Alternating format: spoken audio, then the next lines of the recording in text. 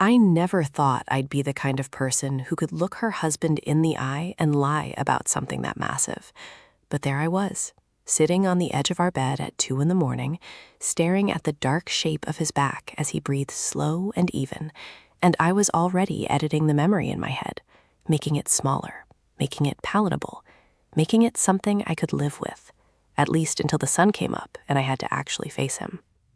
It started, as these things always seem to, with a group text. My friend Claire had been trying to get me to go out for weeks. She said I was becoming a ghost in my own life, that I'd traded my 20s for a matching set of Tupperware and a Costco membership. She wasn't wrong. I was 28, married for 4 years to a man who loved me in a steady, reliable, almost bureaucratic way. Mark was a project manager for a commercial construction firm. He was good at his job because he was good at managing expectations, timelines, budgets.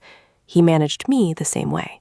He loved me, I knew that, but somewhere between the engagement ring and the down payment on our split level in the suburbs, he had started to look at me like I was just another line item in his carefully planned life. Claire's text came through at 4 in the afternoon. A bar downtown, the Roosevelt. Live music, cheap drinks, and she promised there would be a crop of actual interesting human beings there. I was in the middle of folding laundry, the dryer buzzing its angry reminder that the world didn't stop for my melancholy. I looked at the pile of Mark's polo shirts, all the same shade of blue, all perfectly pressed, and something in me just broke. Not a dramatic, weeping kind of break. It was quieter than that. It was the sound of a door clicking shut when you didn't even realize it was open. I told Mark I was going out with Claire. He was in his home office, reviewing blueprints on his massive monitor. He didn't look up, just mumbled something about having an early meeting and not waiting up. He kissed the top of my head like you'd pat a dog that was being particularly well-behaved. I stood in the doorway for a moment, watching him. I wanted him to see me. Not the wife, not the woman who kept the pantry organized and the guest bathroom stocked with fresh towels.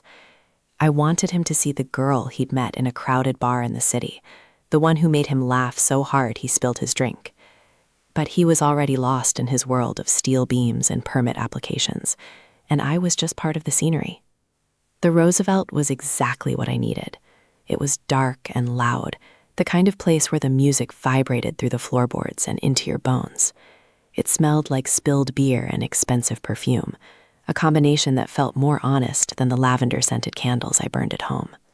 Claire was already there, perched on a bar stool, her hair a wild mane of red curls, her laugh cutting through the noise. She was an artist, a sculptor who worked in reclaimed metal, and she treated life the way she treated her art, with a kind of reckless, beautiful chaos that I both envied and feared. She ordered me a whiskey, neat, without asking. That was Claire. She knew what I needed before I did.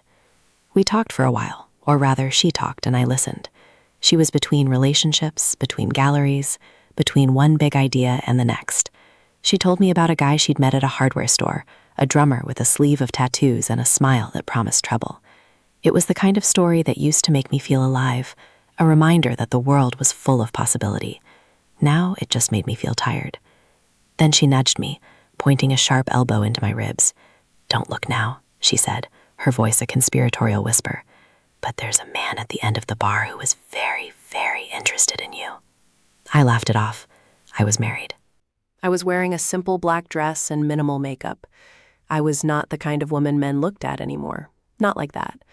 But I turned, because Claire had a way of making you curious, even when you knew you shouldn't be. He wasn't what I expected. He wasn't the slick, overconfident guy you usually find in bars.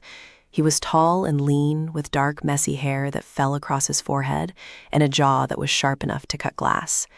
He was wearing a Warren leather jacket over a plain white t-shirt, and he was holding a beer bottle, his fingers wrapped around the neck like he was holding on to something precious.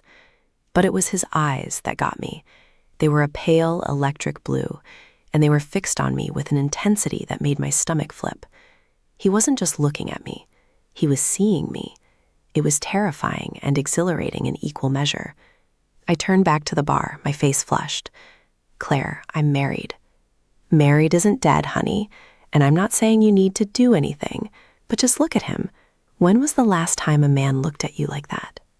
She was right, of course. Mark hadn't looked at me like that in years. Maybe he never had. He had looked at me with affection, with respect, with a sense of duty, but not like that. Never like that. I told myself it was just a look. It didn't mean anything. He was just some guy in a bar. But I couldn't stop thinking about those blue eyes. I couldn't stop feeling the heat of his gaze on my skin. The night wore on, the whiskey warming my blood, the music getting louder. Claire had wandered off to talk to the drummer she'd spotted, leaving me alone at the bar. That's when he approached. He didn't slide in too close or try some cheesy pickup line. He just stood there, a respectful distance away, and said, "You look like you're a million miles away." His voice was low and smooth, a little rough around the edges. It was the kind of voice that made you want to lean in closer to hear it better. "Maybe I am," I said, surprising myself with my own honesty. "Can I buy you a drink? I promise I'm not a serial killer. I saw you from across the room and I couldn't not come over. I'm Miles." I should have said no. I should have mentioned my husband right then and there, but the words wouldn't come. My throat was tight, my heart was pounding, and all I could do was look into those eyes and feel like I was drowning. So I let him buy me a drink, and then another. We talked for hours. He was a writer, a ghostwriter actually, for a popular true crime podcast. He told me stories about the people he interviewed, the lives he documented. He was fascinated by human nature, by what drove people to do the things they did. He asked me questions, real questions, not the polite surface-level stuff you get at parties. He asked me about my dreams, my fears, the things I wanted but was too afraid to say out loud. And I told him. I told him about the art I used to make, the paintings I abandoned when I got married. I told him about the weight of suburban life, the crushing boredom of being someone's wife instead of just being a person. I told him things I'd never told Mark. He was a good listener, but it was more than that. He was present. He was completely, utterly focused on me. When I talked, he actually heard me. There was no bored glance at his watch, no that meant he was thinking about something else. It was intoxicating. He made me feel like the most interesting person in the world. When Claire came back, flushed and happy from her drumming adventure, she saw the two of us. She raised an eyebrow, a smirk playing on her lips, but she didn't say anything. She just waved and mouthed, "Call me," before disappearing into the night. I was alone with this beautiful, dangerous stranger, and the last thing in the world I wanted to do was go home. The bar was closing. The lights were coming up, revealing the sticky floors and the tired faces of the patrons. Miles looked at me, a question in his eyes. "Can I take you somewhere? Just for coffee? I feel like we have so much more to talk about." My phone buzzed in my purse, a text from Mark. "Hope you're having fun. Love you. Don't stay out too late. Remember I have that early meeting." It was so mundane, so predictable, that it felt like a slap in the face. It was the text of a man who had already counted me out for the night, who was probably already asleep. He didn't ask where I was. He didn't ask who I was with. He was just checking a box. I looked at Miles. I looked at my phone. And I made a decision that would unravel everything. "Sure," I said. "Coffee sounds great." We went to a diner, a classic 24-hour place with red vinyl booths and sticky menus. It was the kind of place that existed outside of time, a neutral ground where anything could happen. We sat in a booth in the back, our knees touching under the table. I didn't pull away. I told myself it was accidental, but I knew it wasn't. The conversation continued. It got deeper, more intimate. He told me about his own life, a nomadic existence that involved crashing on friends' couches and moving from city to city for work. He had been married once, a short-lived disaster that ended when he found out his wife was cheating on him. He'd been a mess for a year, he said. He didn't trust anyone. But then he saw me, and something shifted. He believed in fate, he said. He believed the universe put people in your path for a reason. It was a line. I knew it was a line. But I was so desperate to be put in someone's path, to be seen as a destination rather than a waypoint, that I didn't care. The coffee came and went. The night stretched on. The diner was emptying out, the staff starting to stack chairs on the tables. We should have left. I should have called an Uber and gone home to the house I shared with my husband. But I didn't want to go home. I didn't want to go back to the quiet, the silence, the feeling of being a ghost in my own life. "Do you want to get out of here?" he asked, his voice soft. I mean, really get out of here. I have a place. It's not much, but it's private. My heart was racing so fast I thought it might explode. Every sane part of my brain was screaming at me to say no. This was a stranger. This was a dangerous line I was about to cross. My whole life, my marriage, my reputation, it was all about to hang by a thread. But then I thought about the thread.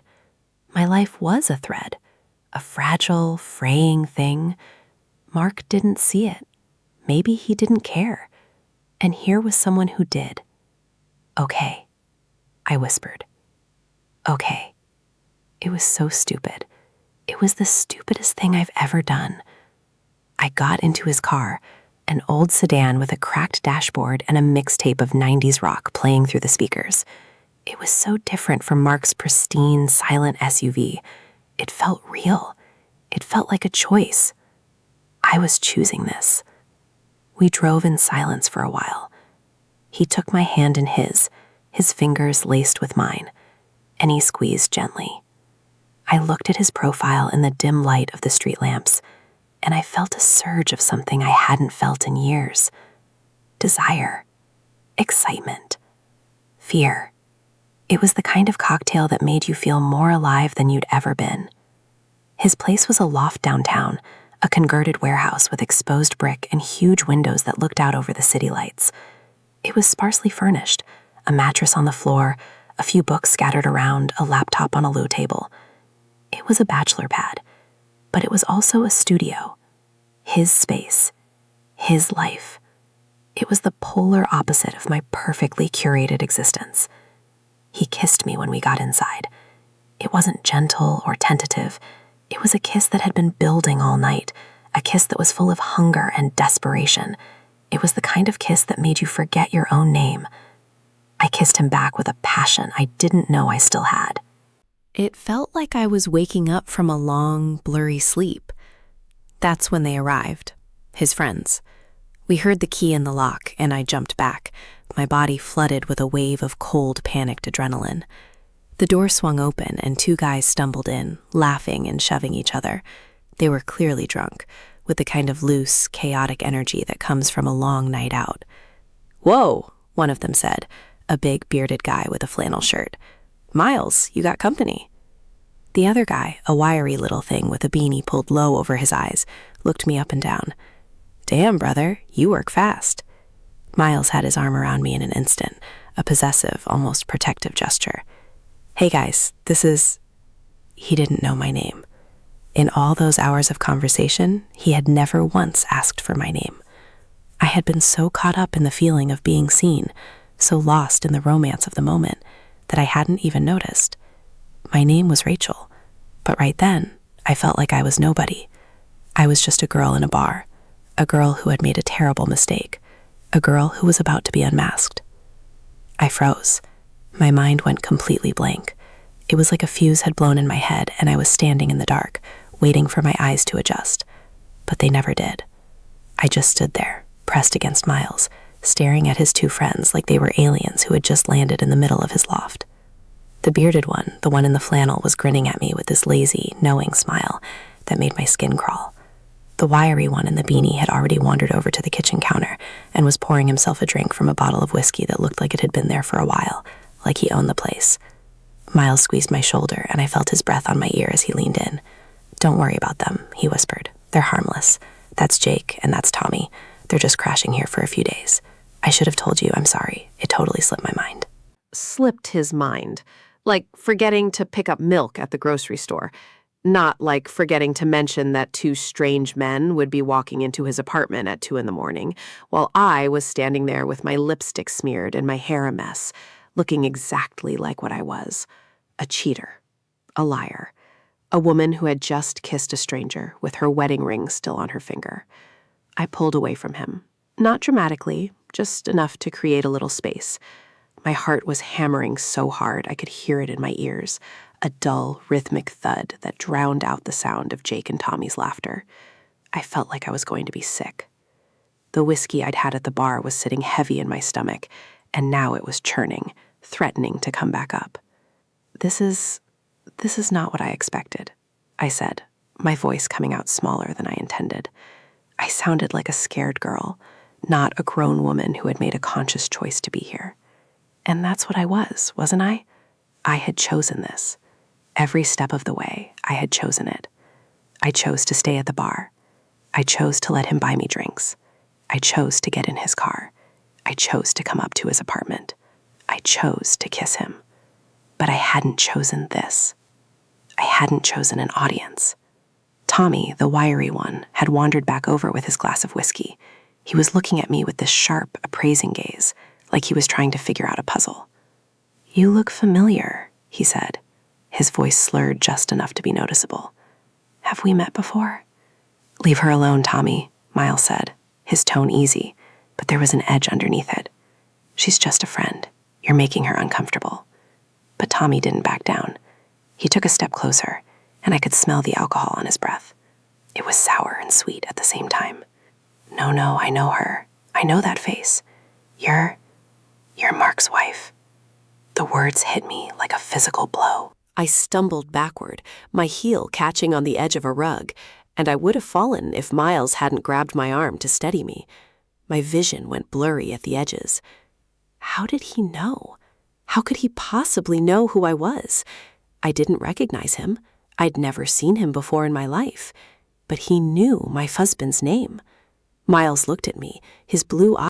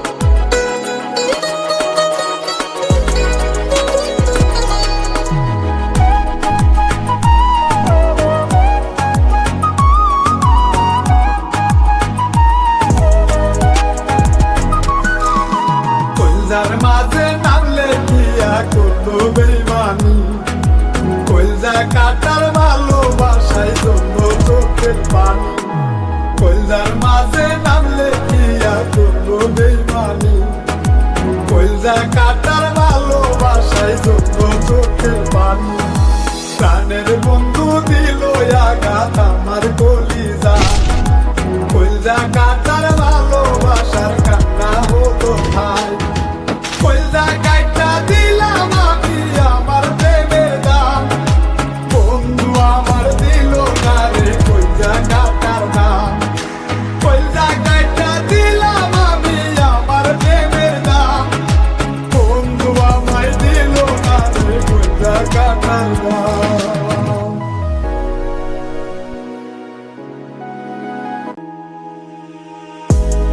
opened my mouth to say something, to explain, but the words wouldn't come.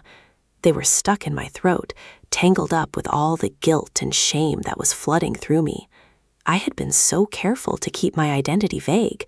I had talked about my life, my marriage, but I had never used names. I had never said Mark's name. I had never even mentioned where I lived. But somehow, this drunk stranger in a beanie knew exactly who I was. Tommy laughed, a harsh, ugly sound that echoed off the brick walls. "Oh man, this is rich.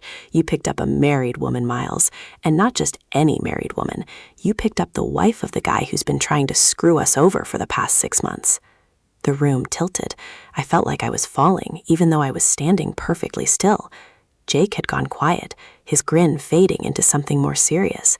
He was looking at me with a kind of pity in his eyes, like I was a deer that had just wandered into the middle of a highway. "Tommy, what the hell are you talking about?" Miles demanded, stepping between me and his friend. His body was tense, his fists clenched at his sides. He looked like he was ready to throw a punch. "Your new girlfriend here," Tommy said, gesturing at me with his whiskey glass, "is married to Mark Callahan, the project manager for the new development on 6th Street, the same development that's been holding up our permits for months, the same development that's about to put our company out of business." I couldn't breathe. I couldn't think. All I could do was stare at Tommy's face and try to remember if I'd ever seen him at a work function, if he'd ever come to the house, if Mark had ever mentioned him. But I drew a blank. Mark didn't talk about work that much. He kept it separate, like a compartment in his brain that he only opened when he was in his office or on a job site. He never brought it home. He never brought any of it home. And now, because of that, I had walked into a trap I didn't even know was set. "Wait a minute," Miles said slowly, turning to face me. His expression had shifted. The warmth was gone, replaced by something cold and calculating. "Tommy, are you serious? She's Mark Callahan's wife?" "Dead serious," Tommy said, taking a long sip of his whiskey. "I saw her at a company picnic once. She was wearing a sundress and a stupid little straw hat. She looked bored out of her mind, but I recognized her. That's her."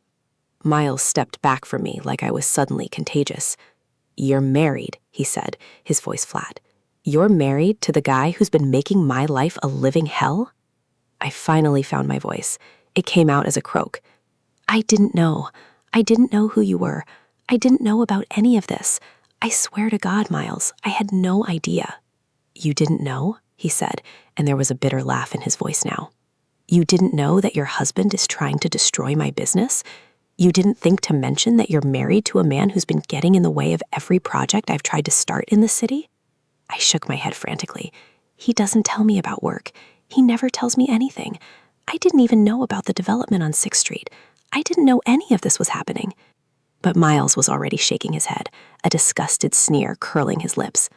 "This is perfect. This is just perfect. I spent the whole night thinking you were someone special. I thought I'd found someone who actually got me, you know? Someone who understood what it's like to just exist in this world and feel like you're invisible. And you're just a plant. You're a fucking plant, aren't you? He sent you here to get dirt on me. He's been trying to find a reason to take me down, and now he's using his own wife to do it." "No, that's not true." I was crying now, hot tears streaming down my face. I couldn't stop them. I couldn't control anything. My whole world was falling apart, and I couldn't do a damn thing to stop it. "I came here because I wanted to. I didn't even know who you were. I swear to God, I didn't know." Jake finally spoke up, his voice low and calm. "Miles, man, I don't think she's lying. Look at her. She's a mess. If she was a plant, she would have gotten what she needed and left by now. She wouldn't have stayed for coffee. She wouldn't have come back here. She's a mess because she got caught," Tommy said, laughing again. "That's all it is. She's a bad liar and now she's panicking." But Miles was looking at me again, really looking at me, and I could see the conflict playing out in his eyes. Part of him wanted to believe me. I could see that. He had been so open with me, so vulnerable.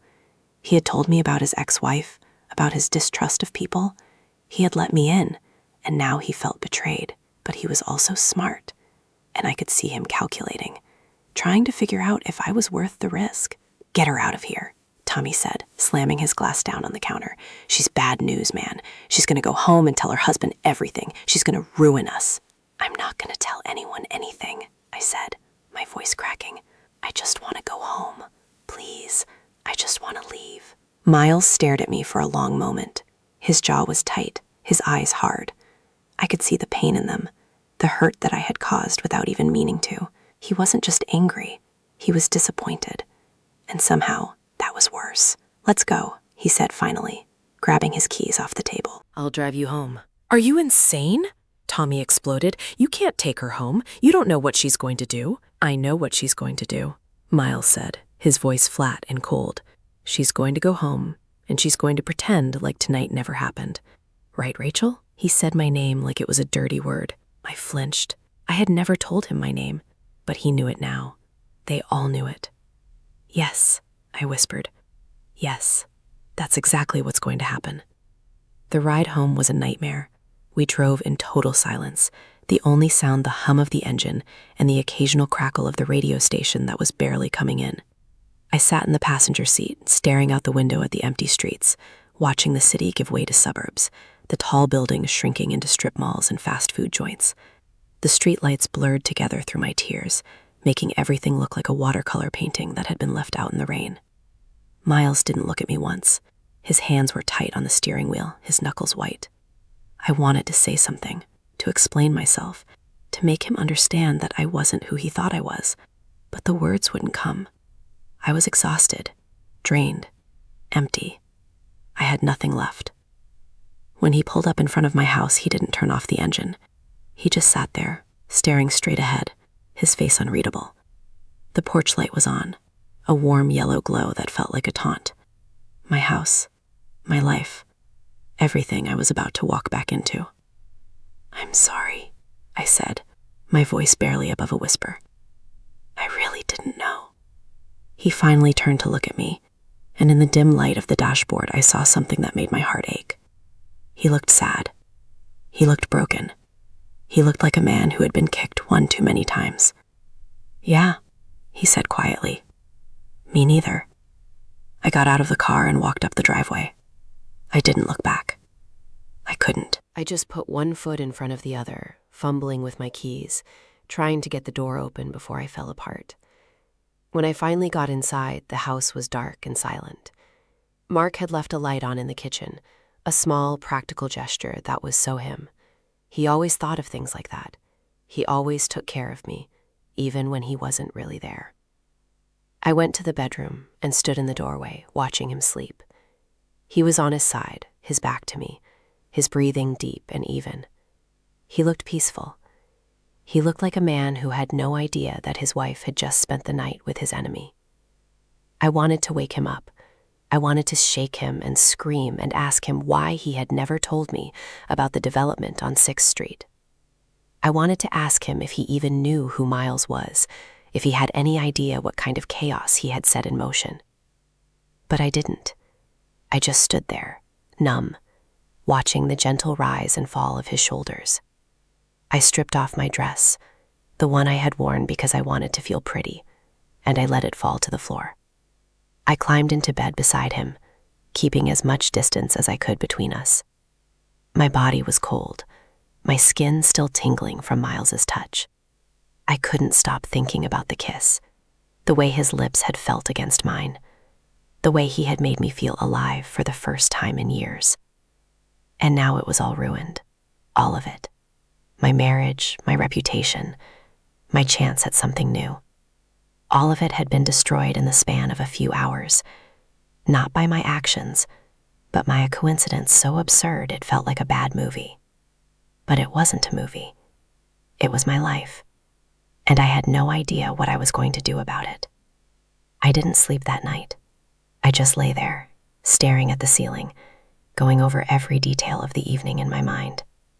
I thought about Claire and her drummer, about the way she had disappeared into the night without a care in the world. I thought about Miles, his blue eyes, his rough voice, the way he had looked at me like I was the most important person in the room. I thought about Tommy and Jake, two strangers who now knew more about my life than my own husband did. And I thought about Mark, the man I had married, the man I had promised to love and cherish, the man who had been so absent from my life that I had let myself be seduced by a ghostwriter in a leather jacket. When the sun finally came up, I knew I had a choice to make. I could confess everything to Mark, lay it all out on the table, and hope that he would forgive me. Or I could bury it, pretend like it had never happened, and go back to my life of quiet desperation. Neither option felt right. Neither option felt like it would lead to a happy ending. And that's when it hit me. The real problem wasn't Miles. It wasn't Tommy or Jake or the development on 6th Street. The real problem was the silence. The silence in my marriage, the silence in my life, the silence that had driven me into the arms of a stranger in the first place. I had been screaming for attention in the only way I knew how, and no one had heard me. Not Mark, not Claire, not anyone. And now that I had finally been seen, it had come at a cost that I wasn't sure I could pay. The clock on the nightstand read 6:47 a.m. Mark would be waking up in a few minutes, his alarm set for 7. He would stretch, yawn, and get up to make coffee. He would kiss me on the forehead and ask me how my night was, and I would have to look him in the eye and lie. It was the same choice I had made when I walked out of the bar with Miles, the same choice I had made when I got in his car, the same choice I had made when I kissed him. I was tired of making bad choices, but I was even more tired of the choices that were being made for me. The weeks that followed were a masterclass in compartmentalization. I became an expert at splitting myself in two, at being the wife Mark expected and the woman I had become in that loft downtown. I woke up every morning, made his coffee, packed his lunch, kissed him goodbye, and watched him drive off to his world of blueprints and permits and professional rivalries. And then I spent the rest of the day trying to piece together the fragments of the person I used to be, the person I had lost somewhere between the wedding cake and the mortgage payments. Claire called me the morning after. I could tell from the tone of her voice that she already knew something was wrong. She had that sixth sense, that uncanny ability to smell trouble from a mile away. I told her everything. I told her about Miles, about his friends, about the horrifying revelation that he was connected to Mark's work. I told her about the kiss, the almost, the way I had felt so alive and then so utterly destroyed in the span of a single night. She listened without interrupting, which was unusual for her, and when I was done, she let out a long, low whistle. "Jesus, Rachel," she said, "you have a talent for finding the most complicated men on the planet." "It wasn't supposed to be complicated," I said, my voice hollow. "It was supposed to be one night of feeling like someone actually saw me. And now I can't stop thinking about him. Does Mark know? No, and he can't. If he finds out who Miles is, if he finds out I was with him, it's over. Everything is over." Claire was quiet for a moment. I could hear her lighting a cigarette on the other end of the line, the familiar scratch of the lighter, the deep inhale. She only smoked when she was stressed, and I knew I was the cause of it. "Look," she said finally, "I'm not going to tell you what to do. You know I'm the last person who should be giving relationship advice. But I will say this. You can't keep living like this. You can't keep pretending that everything is fine when it's clearly not." Something has to give. She was right. Of course she was right. But I didn't know what to give. I didn't know which part of my life I was willing to sacrifice. My marriage? My sanity? My sense of self? It all felt so fragile, so precarious, like a house of cards that was one stiff breeze away from collapsing. I started finding excuses to go into the city, errands that required me to drive downtown, appointments that couldn't be rescheduled, meetings with Claire that I stretched into whole afternoons. I told myself I was just trying to reclaim a piece of my old life, the life I had before Mark and the suburbs and the crushing weight of domesticity. But I knew, deep down, that I was hoping to run into Miles. I didn't have his number. I didn't know where he lived exactly beyond that loft. I didn't even know if he was still in the city or if he had packed up and left, the way he had described doing so many times before. But I kept going back to the same places, the Roosevelt, the diner, the streets around his neighborhood. I was a ghost haunting my own past, searching for a glimpse of something I had lost. And then, one Tuesday afternoon in early October, I found him. I was walking down a side street near the warehouse district, a part of the city I had never really explored before. The leaves were starting to turn, their bright orange and red a stark contrast against the gray of the pavement. I had told Mark I was going to a gallery opening with Claire, a half-truth that had become my default. The gallery was real. Claire was real. I just had no intention of actually going. I saw him sitting on a bench outside a small coffee shop, a book open in his lap, a cup of coffee growing cold beside him. He was wearing a dark hoodie and jeans, his hair messier than I remembered, his face drawn and tired. He looked like he hadn't slept in days. He looked like he was carrying the weight of the world on his shoulders. My heart stopped. I stood frozen on the sidewalk, watching him, unable to move. Every instinct told me to walk away, to pretend I hadn't seen him, to preserve what little dignity I had left. But my feet wouldn't listen. They carried me forward, one step at a time, until I was standing right in front of him. He looked up, and for a moment, I saw a flash of something in his eyes. Surprise, maybe? Or hope? It was gone in an instant, replaced by the same cold mask he had worn the night he drove me home. "What are you doing here?" he asked, his voice flat. "I could ask you the same thing," I said, my voice shaking. I was in the area. I was walking." He closed his book, setting it aside. "You're stalking me." "No, I'm not, I swear. I didn't even know you'd be here." He studied me for a long moment, his blue eyes searching my face. I could feel myself blushing, the heat creeping up my neck. I must have looked like a complete idiot, standing there in my nice clothes, my hair perfectly styled, trying to pretend like I hadn't been obsessing over him for weeks. "Sit down," he said finally, gesturing to the empty space on the bench beside him. I sat. I didn't question it. I didn't think about the consequences. I just sat down next to him, close enough to smell his cologne, to feel the warmth radiating from his body. My hands were trembling, and I shoved them into my coat pockets to hide it. "I've been thinking about you," I admitted, the words spilling out before I could stop them. "I know I shouldn't have. I know I married. I know everything about that night was a disaster, but I can't stop thinking about you." He laughed, a bitter, hollow sound. "You've got some nerve, you know that? Showing up here, telling me that, after everything that happened. I know, but I had to see you. I had to explain." He shook his head, running a hand through his hair. "Explain what? That you're married to a man who's trying to destroy me? That you lied to me by omission? That you spent an entire night pretending to be someone you're not?" "I didn't pretend to be anyone," I said, my voice rising. "I was myself. For the first time in years, I was myself. And you saw me. You actually saw me. Do you have any idea how rare that is?" He was quiet for a long moment, staring at the ground. A group of college students walked past, laughing and shoving each other, completely oblivious to the drama unfolding on the bench. I envied them. I envied their carelessness, their freedom, their ability to live without the weight of a ruined marriage and a shattered reputation. "I don't know why I came here today," I continued, my voice softer now. "I don't know what I was hoping to find.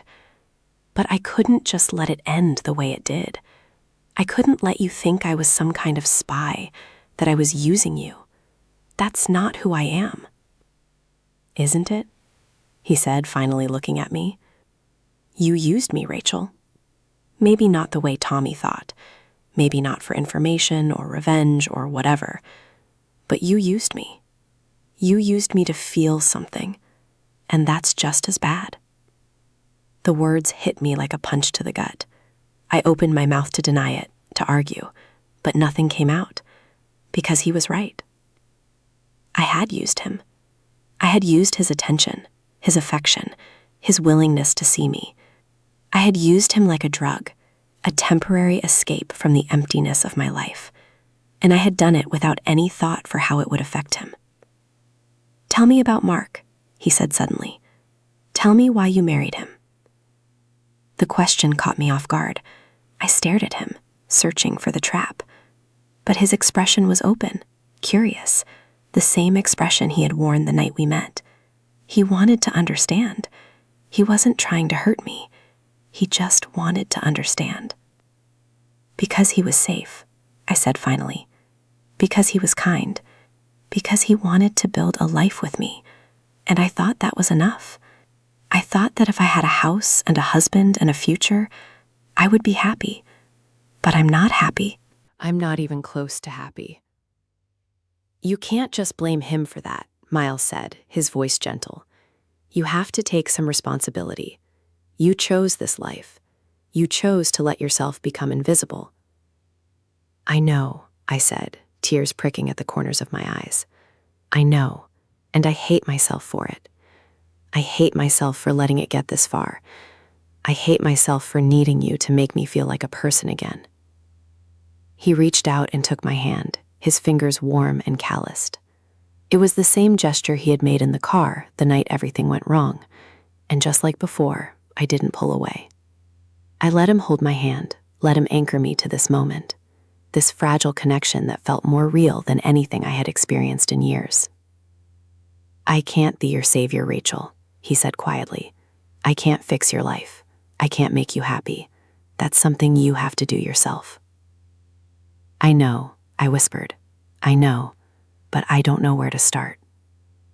We sat there for a long time, holding hands, watching the leaves fall from the trees. The sun was starting to dip toward the horizon, painting the sky in shades of pink and gold. It was beautiful, the kind of sunset that made you forget your problems, if only for a moment. And then he said something that changed everything. I don't want you to go back to him, he said, his voice low. I don't want you to go back to that life. I know it's crazy. I know we barely know each other, but I can't stop thinking about you either. And the thought of you going home to him, to a man who doesn't see you, who doesn't appreciate you, it makes me sick. I turned to look at him, my heart pounding. What are you saying? I'm saying, he said, squeezing my hand, that I want to give you an option, a real option. I don't have much to offer. My life is a mess. My business is falling apart. I live in a loft with no furniture and 2 roommates who drive me crazy. But I can offer you something that he can't. I can offer you the chance to be seen. It was insane. It was reckless. It was everything I had been told not to do. But as I looked into his eyes, I felt something shift inside me. The fear, the doubt, the guilt, it all faded away, replaced by a single, overwhelming certainty. I was going to leave Mark. Not for Miles, not for any man. I was going to leave for myself. But I couldn't say that to him. Not yet. I couldn't make promises I wasn't sure I could keep. So I just nodded, tears streaming down my face, and let him pull me into a hug. His arms wrapped around me, and I buried my face in his chest, breathing him in. He smelled like coffee and rain and something else, something I couldn't quite identify. It was the smell of possibility. I can't promise you anything, I said, my voice muffled against his hoodie. I don't know what's going to happen, but I know I can't keep living like this. I can't keep pretending. Then don't, he said, his lips brushing against my hair. Just don't pretend anymore. I pulled back, looking up at him. His eyes were wet, and I realized he was crying too. We were a mess, the two of us, a disaster waiting to happen. But in that moment, we were also something else. We were honest. We were real. And that was more than I had ever been with Mark. I have to go, I said, my voice thick with emotion. I have to figure this out. But I'll come back. I'll find you again. Promise, he asked, his voice cracking. Promise, I said. I walked away from him, my steps heavy, my heart aching. I didn't look back. I couldn't. If I looked back, I would run to him, and I wasn't ready for that. I had to do this right. I had to end things with Mark first. I had to be honest with myself and with everyone else. The drive home was a blur. I didn't remember the roads I took or the traffic I sat through. I just remembered the feeling of his hand in mine, the sound of his voice, the way he had looked at me like I was the only person in the world. And when I walked through the front door of my house, I made a decision. I was done. I was done with the silence. I was done with the pretending. I was done with the life I had built on a foundation of lies.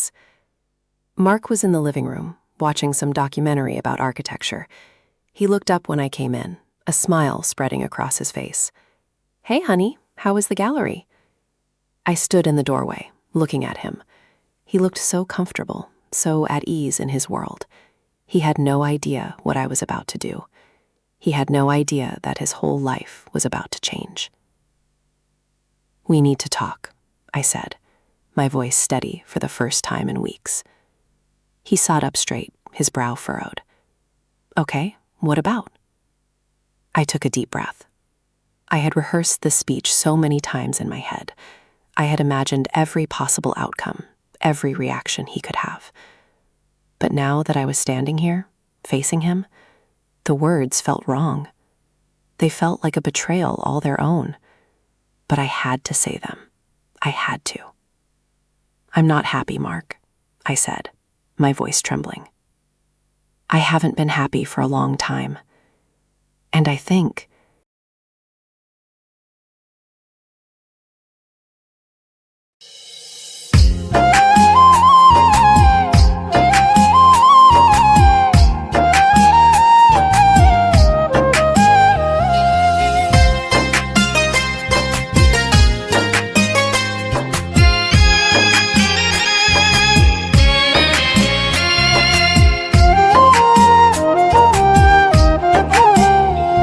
তুই সুযোগ পায়া দিলি দুঃখ, সুযোগ পায়া দিলি দুঃখ আমার সরল দিলে। দেখবো আমি তোর কপালে কোন ব্যারিস্টার মিলে, ওরে দেখবো আমি তোর কপালে কোন ব্যারিস্টার মিলে। সুযোগ পায়া দিলি দুঃখ, সুযোগ পায়া দিলি দুঃখ আমার সরল দিলে। দেখবো আমি তোর কপালে কোন ব্যারিস্টার মিলে, ওরে দেখবো আমি তোর কপালে কোন ব্যারিস্টার মিলে।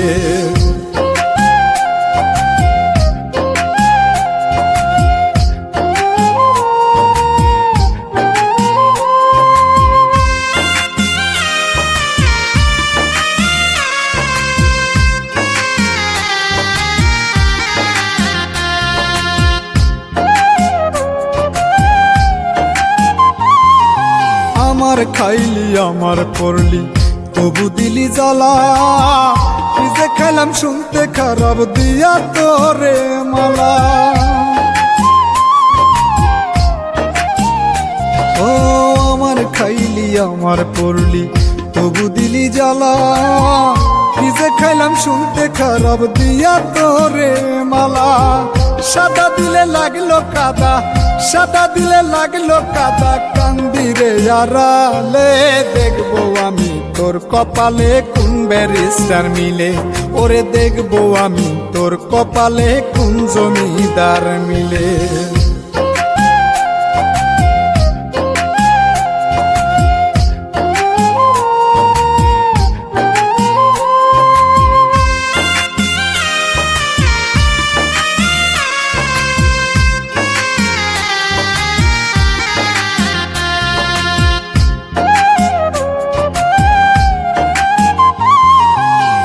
জানি তো হবে এমন, জানতাম যদি আগে, তবে কি আর প্রাণ থাকিবে তোরে মায়া লাগে। ও কে জানি তো হবে এমন, জানতাম যদি আগে, তবে কি আর প্রাণ থাকিবে তোরে মায়া লাগে। কয় মল্লিকে বাঁচি এখন, কয় মল্লিকে বাঁচি এখন, আপদ বিদায় হলে। দেখবো আমি তোর কপালে কোন জমিদার মিলে, ওরে দেখবো আমি তোর কপালে কোন ব্যারিস্টার মিলে। ও তুই সুযোগ পায়া দিলি দুঃখ, সুযোগ পায়া দিলি দুঃখ আমার সরল দিলে। দেখবো আমি তোর কপালে কোন ব্যারিস্টার মিলে, ওরে দেখবো আমি তোর কপালে কোন ব্যারিস্টার মিলে। সুযোগ পায়া দিলি দুঃখ, সুযোগ পায়া দিলি দুঃখ আমার সরল দিলে। দেখবো আমি তোর কপালে কোন ব্যারিস্টার মিলে, পরে দেখবো আমি তোর কপালে কোন ব্যারিস্টার মিলে। I will never forget.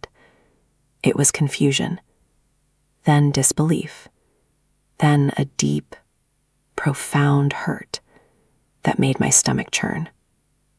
He stood up, his hand shaking, and took a step toward me. "What are you talking about?" he asked, his voice cracking. "Rachel, what happened? Was it something I did? Did I do something wrong?" "No," I said, tears streaming down my face. "This isn't about you. This is about me. I need to find myself. I need to figure out who I am outside of this marriage. I can't do that here." He looked at me like I was a stranger. And I guess I was. I had been a stranger to him for years. He just hadn't noticed until now. "Please," he said, his voice breaking. "Please don't do this. We can fix this. We can go to counseling. Whatever you need, I'll do it. Just don't leave me." But I couldn't stay. I couldn't stay in a marriage that had never really existed in the first place. So I shook my head, wiped my tears, and walked out the door. And I didn't look back. The first few days after I left Mark were a blur of motel rooms and takeout containers and sleepless nights spent staring at the ceiling of rooms that smelled like bleach and desperation. I couldn't go back to the house. I couldn't face the empty spaces where my life used to be, the photographs on the walls, the matching towels in the bathroom, the carefully curated existence that had slowly suffocated me. I told myself I was free. I told myself I had made the right choice. But freedom felt an awful lot like falling, and I was terrified of the ground. Claire let me crash on her couch for a while. Her apartment was a chaotic mess of half-finished sculptures and paint-stained blankets, but it was alive in a way my house had never been. She didn't ask too many questions. She just let me cry and eat her ice cream and stare at her wall of Polaroids like they held the secrets to the universe. "You did the right thing," she told me one night, handing me a glass of wine. "Mark was never going to change. He was never going to see you. You would have spent the rest of your life being his accessory, and that's not who you are." I nodded, even though I wasn't sure I believed her. The guilt was a constant companion, a dull ache in my chest that never quite went away. I thought about Mark constantly. I imagined him alone in the house, eating dinner by himself, sleeping in our bed without me. I imagined the confusion on his face, the hurt in his eyes, the way he had begged me to stay, and I hated myself for causing him so much pain. But I also knew I couldn't go back. I couldn't be the woman he needed me to be. I couldn't pretend to be happy when I was drowning. I went back to the city to find Miles. It took me a few days to work up the courage. I had promised him I would come back, and I had meant it. But now that I was actually free, now that I had burned my bridges and walked away from everything I knew, the weight of that promise felt heavier than I had anticipated. What if he didn't want me anymore? What if the night on the bench had been a moment of weakness, a mistake he regretted? What if I had thrown away my marriage for nothing? The loft was exactly as I remembered it. Exposed brick, huge windows, the same sparse furniture that made it look more like a crash pad than a home. But there was something different about it this time.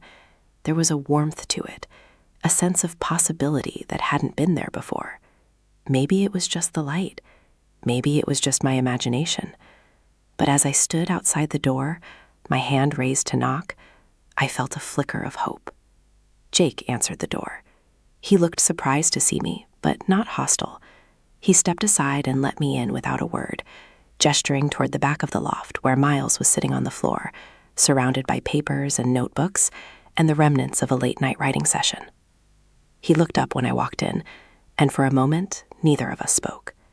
The silence stretched between us, heavy with everything we hadn't said. And then he stood up, crossed the room in 3 quick strides, and pulled me into his arms. "You came back," he said, his voice muffled against my hair. "I promised," I said, my voice cracking. "I told you I would." He held me for a long time, his arms wrapped around me like I was something precious, something worth protecting. I felt the tension in my shoulder start to ease, the knot in my chest loosening just a little. He pulled back and looked at me, his blue eyes searching my face. "What happened?" he asked. "What did you do?" "I left him," I said, the words coming out in a rush. "I told him I wasn't happy. I told him I needed to find myself." I walked out and I didn't look back. He stared at me, his expression unreadable. I braced myself for the worst, for him to tell me I had made a mistake, that I had acted too rashly, that I should have been more careful. But instead, he just pulled me into another hug, tighter this time, and I felt his breath on my ear as he whispered, "I'm so proud of you." It was such a simple thing to say, but it meant everything. For the first time in months, I felt like I had done something right. I had made a choice for myself, and someone was proud of me for it. The next few weeks were a strange, surreal honeymoon. I moved into the loft with Miles, not because it was practical, but because I couldn't bear to be apart from him.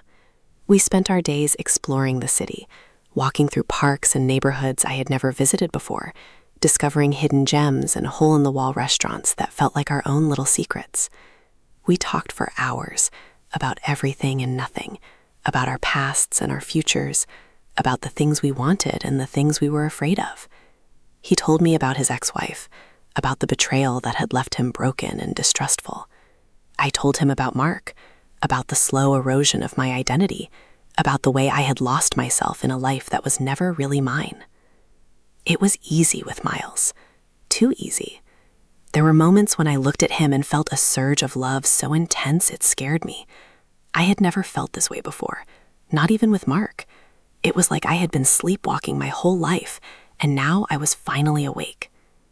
But the guilt never fully went away. It was always there, lurking in the background, a reminder of the life I had left behind. I thought about Mark constantly. I wondered if he was okay, if he was eating, if he was sleeping, if he had any idea where I was or what I was doing. I had cut off all contact with him, blocked his number, deleted his texts without reading them. It was the only way I could move on. But it also made me feel like a monster. One night, I woke up in a cold sweat, my heart racing. I had been dreaming about the house, about walking through the rooms and finding them empty, all the furniture gone, the walls stripped bare. I called out for Mark, but no one answered. I was completely alone. Miles stirred beside me, reaching out to pull me closer. "What's wrong?" he asked, his voice groggy. "Nothing," I lied. "Just a nightmare." He didn't push. He just held me, his breathing slow and even, and eventually I fell back asleep. But the dream stayed with me, a shadow that followed me through the days. I knew I couldn't avoid Mark forever. I knew I had to face him eventually, to sign the papers, to make it official. But I kept putting it off, kept finding excuses to delay the inevitable. I wasn't ready to see him. I wasn't ready to see the pain in his eyes, to hear the questions he would ask, to confront the reality of what I had done.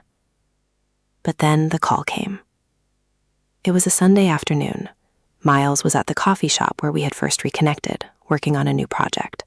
I was alone in the loft, trying to read a book that I couldn't focus on. My phone buzzed on the table, and I glanced at the screen.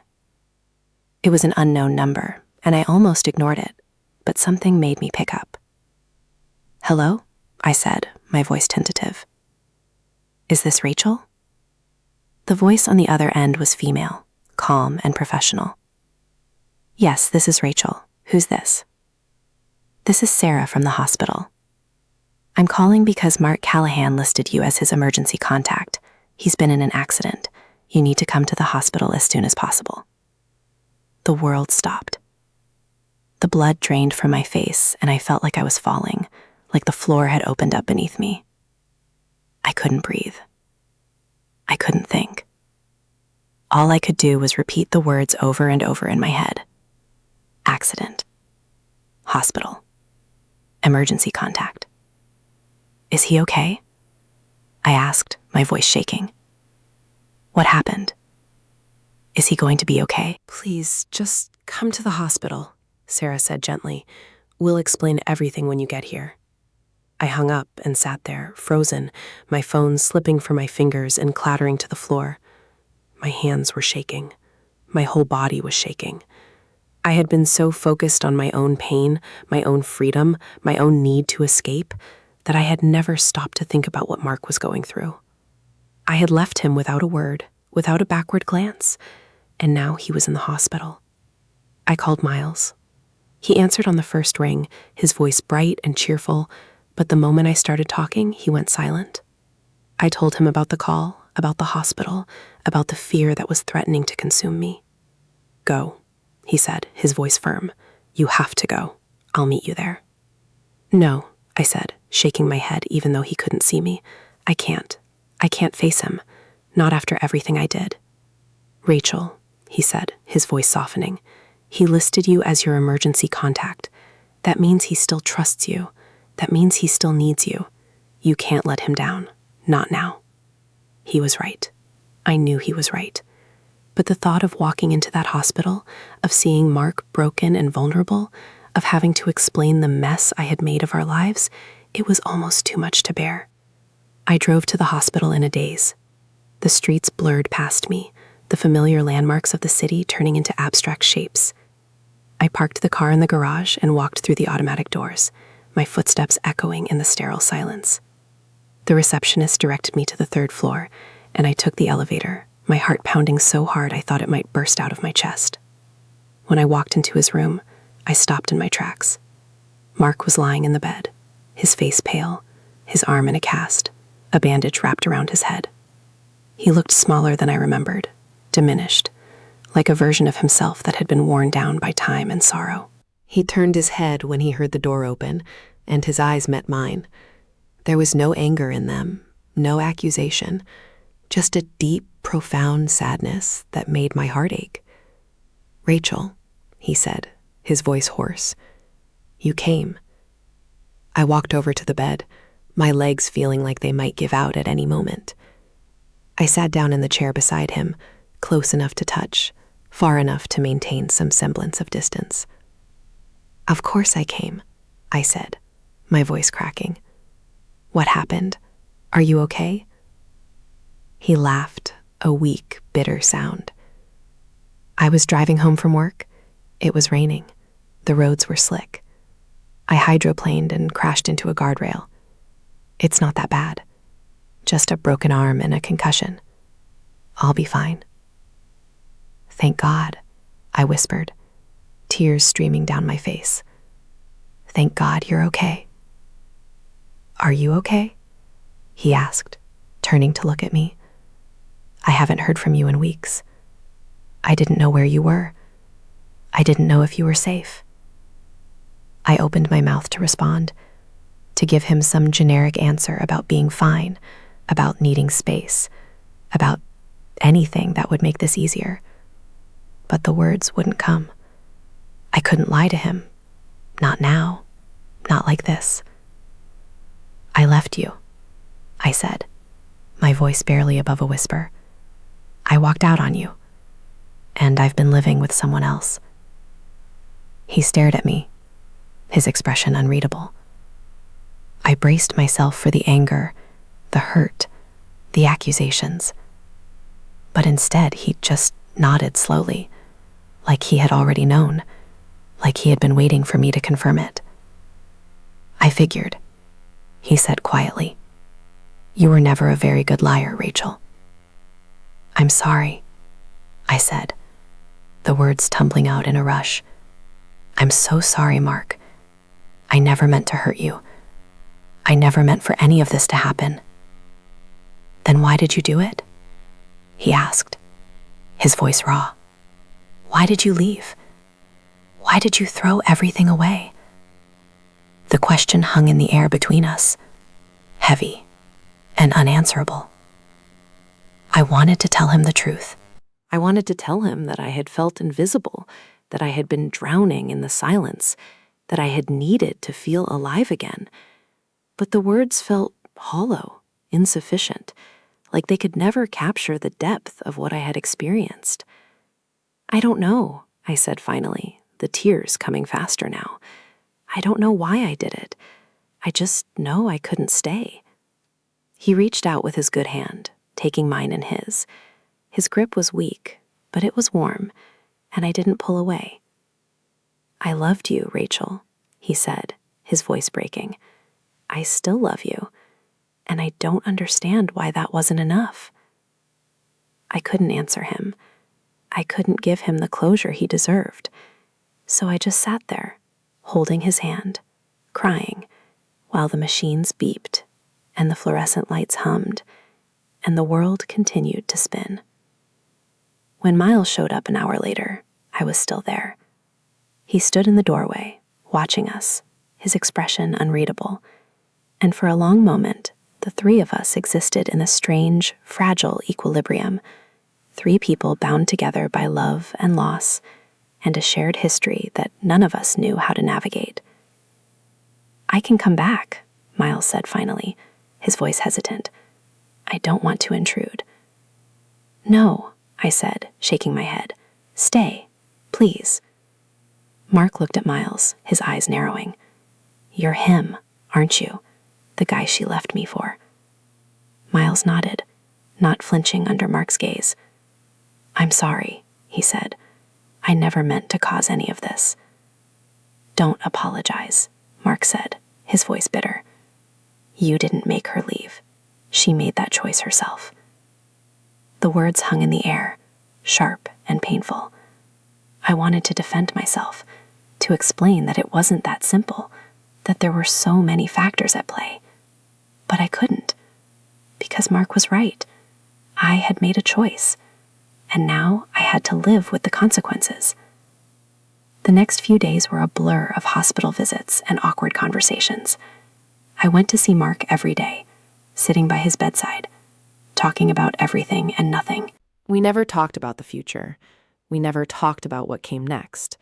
We just existed in that strange liminal space, suspended between the past and the present, waiting for something to change. And then one evening, Mark said something that changed everything. I want to meet him, he said, his voice steady. The guy you're with. I want to talk to him. I stared at him, stunned. Why? He looked at me, his eyes tired but determined. Because I need to understand. I need to know what he has that I don't. Maybe then I can move on. I didn't want to. Every instinct told me to protect Miles, to shield him from the pain and anger that I knew Mark was carrying. But Mark deserved this. He deserved some kind of closure, some kind of explanation.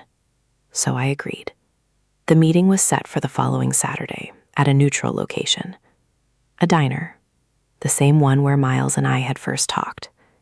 It felt poetic in a way, the place where it all started, now serving as the stage for its final act.